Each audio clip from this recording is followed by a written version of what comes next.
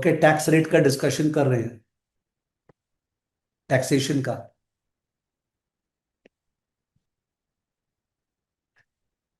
ठीक है, टैक्सेशन का डिस्कशन हो रहा है। तो this is suppose US MNC and it is having subsidiaries in various countries, sub 1, sub 2, sub 3, sub 4। US MNC का statutory tax rate is 30%, come, is 35%। US MNC का statutory tax rate is 35%। सब one का statutory tax rate is 20%। इसका 40%। इसका 45%। इसका 35%। Is it okay? तो US MNC जो है वो चार जगह सब्सिडरी खोल रखा है, और जो टैक्स रेट है वो 20, 40, 45, 35 है। 20, 40, 45, 35। और यूएस एमएनसी का जो इफेक्टिव टैक्स रेट है, इफेक्टिव टैक्स रेट, वो इफेक्टिव टैक्स रेट 32% है। Level one CFA, level one, forget about CFA level two. Effective tax rate is different from statutory tax rate as a result of permanent differences or temporary differences. Yes, please. Effective tax rate is different from statutory tax rate due to permanent differences or temporary differences. Beautiful. सबका answer correct है। Okay, केवल सर्वेश तुम्हारा गलत आ गया है, तुम थोड़ा सा भूल गए हैं। सबका करेक्ट है। Effective tax rate, statutory tax rate, ये जो डिफरेंस होता है ये होता है because of permanent differences. Permanent, temporary differences की वजह से डेफर्ड टैक्स एसेट और डेफर्ड टैक्स लायबिलिटीज होता है। ऑल्दो वो पूछेगा नहीं लेवल टू में, don't worry. Temporary differences result in deferred tax asset and deferred tax liability, DTA DTL. और जो परमानेंट डिफरेंसेस है they result in effective tax rate being different from statutory tax rate. थोड़ा सा time लेके समझा रहे हैं, ठीक है? It happens because of permanent differences.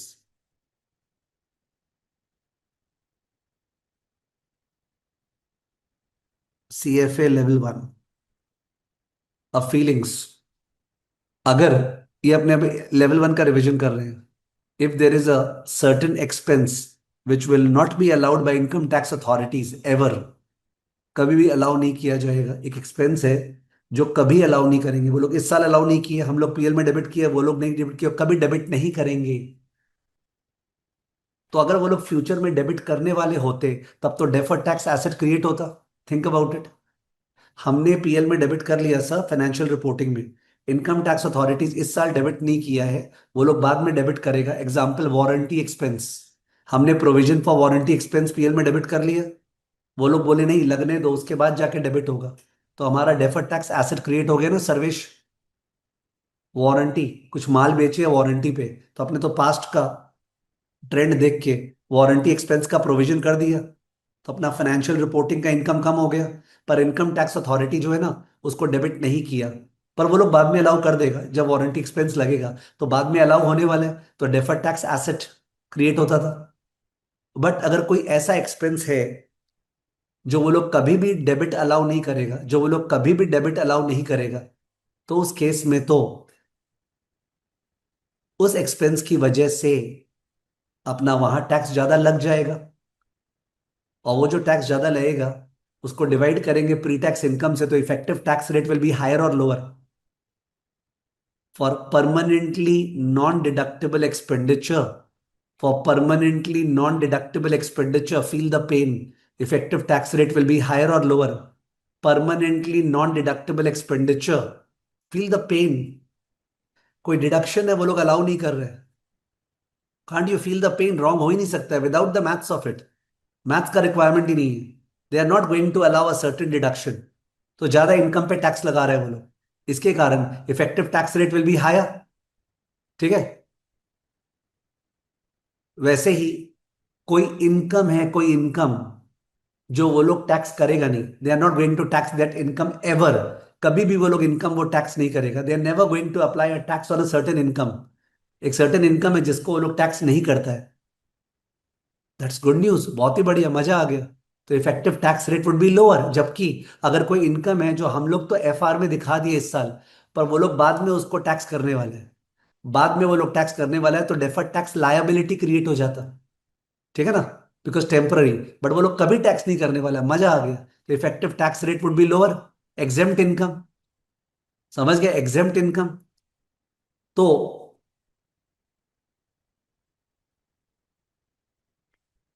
Her company को नोट्स टू फाइनेंशियल स्टेटमेंट में रिकंसिलिएशन दिखाना पड़ता है। Reconciliation between statutory tax rate and effective tax rate दिखाना पड़ता है, कंपलसरी है। ओके, हर कंपनी को। तो अकॉर्डिंगली स्टैट्यूटरी टैक्स रेट जो है वो 35% है। यूएस वाला तो और ज्यादा है, वो लोग कोई स्टेट टैक्सेस चार्ज कर लेते हैं। यूनाइटेड स्टेट्स ऑफ अमेरिका ना, स्टेट टैक्सेस कुछ अर्न सर्न चार्ज कर लेते हैं। उसकी वजह से 1.5% और ज्यादा टैक्स हो गया। ये यूएस में तो है। अब परमानेंटली, परमानेंटली कॉपी करना सारा। Disallowable, disallowable expense, pain, feel the pain, pain feel करो, पेन। इसके कारण और 2% ज्यादा। परमानेंटली डिसअलाउेबल एक्सपेंस के कारण 2% ज्यादा। टैक्स एग्जेम्प्ट इनकम, मजा आ गया। टैक्स एग्जेम्प्ट इनकम, ये तो गेन है, gain, -1.5%। Rebate, rebate and relief, rebate and relief, उसके कारण 1% कम। ये सबका फील आ रहा है क्या, एक एक चीज का, एक एक चीज का फील आ रहा है क्या? सर स्टैट्यूटरी टैक्स रेट 35% था, ओके, फेडरल, पर उसके बाद स्टेट टैक्सेस 1.5%। कुछ खर्चा है ये लोग कभी जिंदगी में अलाउ नहीं करेंगे, इसके कारण टैक्स रेट 2% ज्यादा। कुछ इनकम है ये लोग कभी टैक्स नहीं लगाएंगे, उसके कारण टैक्स रेट 1.5% कम, मजा आ गया। रिबेट एंड रिलीफ डायरेक्टली दिया, rebate and relief. Okay, rebate and relief में इनकम चेंज नहीं होता, सीधा टैक्स में से लेस हो जाता है, तो उसके कारण 1% टैक्स और कम। ठीक है ना? आई थिंक समझ में आ रहा होगा। देखो मैं रश नहीं कर रहा हूं, बिकॉज आई नो बहुत जन का डेफर्ड टैक्स आते ही पता नहीं लगता है कि आता ही नहीं है। ठीक है, तो उतना बारीकी से नहीं जानना है, जो लेवल में था क्वेश्चन सॉल्व करना, बट फीलिंग तुम कभी मत भूलना। ओके, फीलिंग कहीं मत भूलना। ठीक है, उसके बाद दिया है इफेक्ट ऑफ फॉरेन ऑपरेशंस।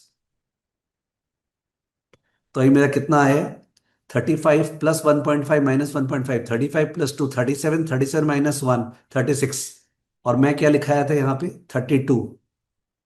तो ये है माइन -4%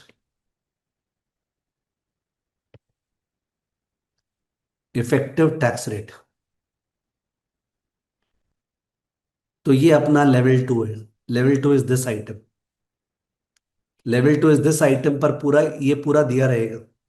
और अगर तुमको जरा सा भी नहीं आता है ना, तो ये देख के तुम्हारा हालत खराब हो जाएगा। अगर तुमको जरा सा भी फीलिंग नहीं है तो ये देख के तुम्हारा हालत खराब हो जाएगा। प्लीज एक बार सारा सोच लो कि सारा क्लियर है ना। यूएस कंपनी का स्टैट्यूटरी टैक्स रेट 35% है। कुछ स्टेट टैक्सेस लगाया, 1.5% और हो गया। कुछ एक्सपेंस अलाउ नहीं किया तो 2% और एक्स्ट्रा लग गया। कुछ एग्जेम्प्ट इनकम है तो 1.5% कम लगा। रिबेट एंड रिलीफ दिया तो 1% और कम टैक्स हो गया। और फॉरेन ऑपरेशंस की वजह से 4% कंपनी टैक्स लगा। फॉरेन ऑपरेशंस की वजह से 4% कंपनी टैक्स लगा। Effective tax rate 32%। I am assuming ये सबको क्लियर है। आई एम अज्यूमिंग ये सबको क्लियर है।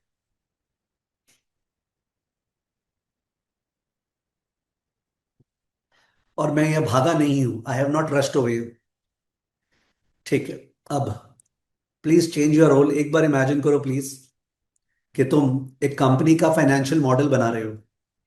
तुम एक कंपनी का फाइनेंशियल मॉडल बना रहे हो, किसका? डिज्नी का। डिज्नी का तुम फाइनेंशियल मॉडल बना रहे हो। और अगर तुम ये सोचते हो कि जब मैं बोलता हूँ इमेजिन तुम फाइनेंशियल मॉडल बना रहे हो, you are not understanding that उसी के बेसिस पे तुमको जॉब मिलने वाला है, उसी के बेसिस पे तुमको जॉब मिलने वाला है। तो तुम डिज्नी का फाइनेंशियल मॉडल बना रहे हो, तो डिज्नी का पास्ट फाइनेंशियल स्टेटमेंट्स है, वो पास्ट फाइनेंशियल स्टेटमेंट में नोट्स में गए तो statutory tax rate effective tax rate का रिकंसिलिएशन है। तुमने डिज्नी का रेवेन्यू फोरकास्ट कर दिया, कॉस्ट फोरकास्ट कर दिया, इंटरेस्ट फोरकास्ट कर दिया, और फोरकास्ट करके तुम प्री टैक्स इनकम पे पहुंच गए हो। कहां पे प्री टैक्स इनकम, आपको इमेजिन करना पड़ेगा एक्सेल में। प्री टैक्स इनकम पे पहुंच गए हो। प्री टैक्स इनकम के बाद नेक्स्ट आइटम है income tax expense, next item है इनकम टैक्स एक्सपेंस।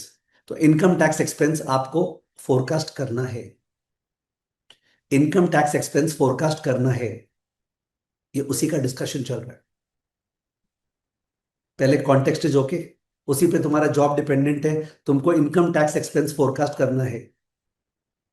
लोग क्या करते हैं, पास्ट का टैक्स रेट देख लेंगे, पास्ट का last year last year last year last year tax rate देख लेंगे, वो जो आया उसका एवरेज ले लेंगे, उसका एवरेज ले लेंगे। सीएफए इंस्टीट्यूट क्या बोलता है, सीएफए इंस्टीट्यूट बोलता है कि तुम ठीक से देखो कि स्टैट्यूटरी और इफेक्टिव जो है उसमें किसके किसकी वजह से हुआ है, ठीक से देखो। ठीक है, देखने के बाद तुमको ट्रेंड समझ में आएगा। तो ट्रेंड आने के लिए पिछला साल भी दिखा रहा हूं, पिछला साल, ये लास्ट ईयर है, जो ब्लू में दिखा रहा हूं वो लास्ट ईयर है। Okay, I am showing it in again. 35, 1.5, 1.2, -1, -1,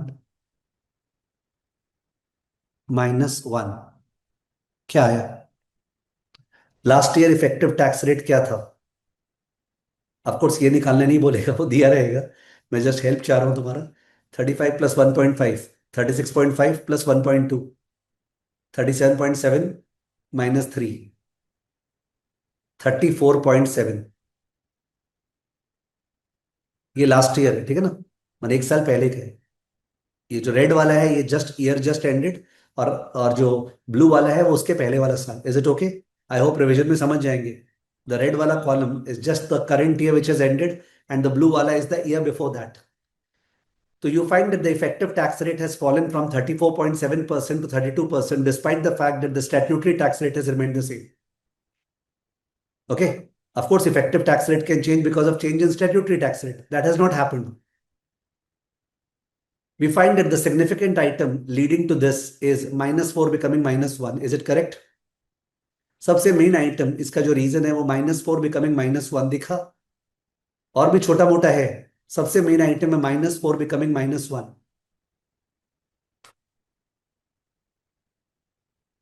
इस साल ऐसा क्या हुआ है जिसकी वजह से, इस साल ऐसा क्या हुआ है जिसकी वजह से कंपनी को फॉरेन ऑपरेशंस में 4% का फायदा हो गया टैक्सेशन वाइज, और लास्ट ईयर केवल 1% का हुआ था। इस साल ऐसा क्या हुआ है कि कंपनी को फॉरेन ऑपरेशंस वाइज 4% का टैक्स रिडक्शन हो गया, और लास्ट ईयर उसके पहले साल में केवल 1% था। डोंट माइंड, मैं धीरे जा रहा हूं बिकॉज हड़बड़ी जाने से प्रॉब्लम हो जाएगा यहाँ पे। ठीक है, तो देखते हैं। तो सर, यूएस एमएनसी का 4 सब्सिडियरीज था, 4 सब्सिडरीज। यूएस के मुकाबले सब 2 और सब 3 में टैक्स रेट बहुत हाई है, 40-45। सब 1 में टैक्स रेट कम है, 20। सब 4 में टैक्स रेट सेम है, 35। सर्वेश ध्यान देना, इस मामले में मैं ये मान रहा हूं कि अगर तुमको समझ में आ गया तो सबको आ गया। Not that I am disrespecting you, but because तुमने टैक्सेशन का आंसर रॉन्ग दिया था इसलिए। ठीक है, तो इसका मतलब इनमें जो बिजनेस चल रहा था, वो बिजनेस को देखते हुए अपने को लगता है कि सब 2 और सब 3 के कारण इफेक्टिव टैक्स रेट ज्यादा आना चाहिए, बिकॉज 35 के बदले 40-45। पर 20 को देख के लग रहा है इफेक्टिव टैक्स रेट कम आना चाहिए। तो लग रहा है इस साल बहुत जोर का बिजनेस यहां पे शिफ्ट हुआ है, नहीं, इस साल बहुत जोर का बिजनेस यहां पे शिफ्ट हुआ है। If someone was contributing 35 या 40% of the total business, it seems that it has become 65% of total business. समझ रहे हो? जैसे कंपनीज का लेवल वन में company analysis forecasting the future, please don't be frustrated, उस पे अपने प्रोडक्ट मिक्स का बात करते थे, प्रोडक्ट मिक्स का बात करते थे. Let's talk about the cement industry. Cement industry में कितने तरह के सीमेंट है? Some people could be able to answer. UltraTech cement जो है कितने तरह का सीमेंट बेचता है मोटा मोटी? अल्ट्राटेक कितने तरह का सीमेंट बेचता है? I am waiting and don't mind the time wastage, मेरे ख्याल से कोई टाइम वेस्टेज नहीं है. अल्ट्राटेक कितने तरह का सीमेंट बेचता है मोटा मोटी? 3 तरह का, नमन पांडे ने बोला. तीनों का नाम बताओ. परितोष ने बोला 3 तरह का, नमन पांडे ने बोला 3 तरह का. तीनों का नाम बताओ. एक तो व्हाइट सीमेंट है, बाकी दोनों?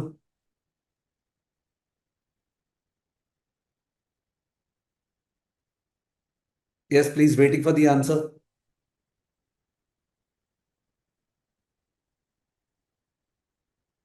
शाश्वत is saying grey and white. Specialised one अलग बात है. ग्रे एंड व्हाइट मान ले 2 तरह का सीमेंट मोटा मोटी एक बार. Grey and white cement. Even जो लोग सीमेंट इंडस्ट्री नहीं पढ़े उनको आइडिया होगा. ग्रे एंड व्हाइट सीमेंट में से मार्जिन यानी प्रॉफिटेबिलिटी अल्ट्राटेक का किसमें ज्यादा होता है? प्राइसिंग किसका ज्यादा होता है? ग्रे सीमेंट और व्हाइट सीमेंट दोनों में से किसमें मार्जिन और प्राइसिंग ज्यादा होता है? अल्ट्राटेक जो ग्रे सीमेंट और व्हाइट सीमेंट बेचता है, किसके अंदर प्राइसिंग और मार्जिन ज्यादा है? So white cement. Common sense है, जिसने सीमेंट पढ़ा भी नहीं है, common sense. Of course I am taking example from analyst टैक जो अल्ट्राटेक किए थे उसका. तो व्हाइट सीमेंट में सब प्रॉफिटेबिलिटी और मार्जिन ज्यादा है.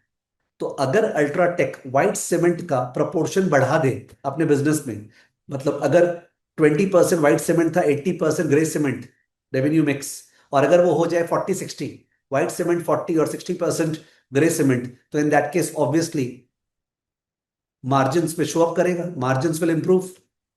एसएससीआई सेलिंग द सीए का कोर्स, सेलिंग द सीएफए का कोर्स. सीए का कोर्स, सीएफए का course, you can understand very well. CA का course is a low pricing low margin affair. CFA का course is a high price high margin affair. किस पे profitability higher है? CFA में. अगर product mix अपने CFA की तरफ बढ़ा रहे हैं तो obviously profitability will improve. I take my example just because आप लोग को पूरा समझ में आता है. अंडरस्टूड? तो जैसे अपने कंपनीज का फोरकास्टिंग करते समय we look at the product mix. Level one में था company analysis forecasting the future, product mix. ठीक है? तो वैसे ही एमएनसीज के केस में we look at the geographic mix. We look at the geographic mix. Okay, we look at the geographic mix. कहां पे कितना बिजनेस कर रहे हैं. ऊपर जो एमडीए वाला पार्ट कर रहे थे ना कि EMEA, Europe middle east Africa reason में 40,000 कमती होता करेंसी कारण हुआ, तो वो शेयर क्यों निकाल रहे थे? इसीलिए तो जानने के लिए. ठीक है? तो आपको पता चला ओके सर इस ईयर सब वन में ज्यादा बिजनेस हुआ है. The country mix has moved towards the lower tax destination. Now, is that move sustainable or is that move one off? Is that move sustainable? अगर सब वन का पहले 20% था, अब 35 या 40% हो गया सपोज, तो क्या अब ये 35-40 रहेगा क्या? ये रहेगा कि नहीं रहेगा ये तो भगवान आके नहीं बताएगा. तुम स्टडी कर रहे होगे कि इस रीजन में से डिज्नी का पार्क्स है, तो डिज्नी का पार्क्स का स्टेटस हांगकांग वगैरह में क्या है? डिज्नी के पार्क्स का स्टेटस इंडिया में क्या है, मुंबई में? ठीक है? तो डिज्नी का पार्क्स का स्टेटस अलग अलग जगह क्या है. ठीक है? यू विल नो कि क्यों वहां पे इंप्रूवमेंट हो रहा है. एप्पल का मिक्स अगर इंडिया में बढ़ा तो क्या वो सस्टेनेबल है कि नहीं? You have to know. तो आपका अगर मन ये बोलता है, आपका स्टडी ये बोलता है कि sir this is a structural change and therefore sustainable, yani -4 is here to stay. If your study says that it's a structural change, it's here to stay, तो -4 is going to stay. तो इसका मतलब I will take -4 as -4. But if I believe that it is a one-off activity, अब sustain नहीं करेगा, तो -4 will become -1. -4 will become -1. Are you understanding? ठीक है? तो ये लोग का LOS है. Why do we look at the reconciliation between effective tax rate and statutory tax rate? We look at the reconciliation so that we can understand the reason for the difference between effective and statutory tax rate as well as the trend of it, which helps us to forecast future effective tax rate, जिससे आपका forecast हो पाएगा taxes, net income, EPS, valuation of share हो पाएगा। Okay, जिससे आपका forecast हो पाएगा। Did you understand? Even though ये सेशन एकेडमिक सेशन है, बट आई थिंक बहुत प्रैक्टिशनर्स को भी हेल्प करेगा। समझ गए?